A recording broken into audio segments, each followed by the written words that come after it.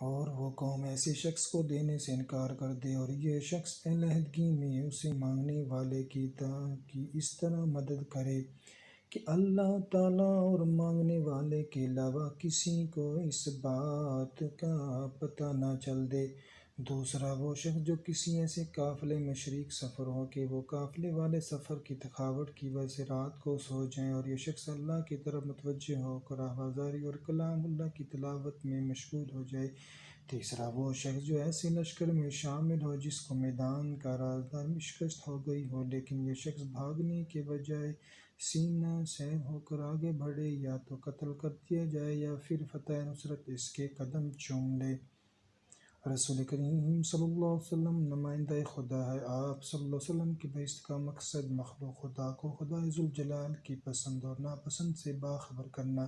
تاکہ انسان اللہ کو راضی اور Likey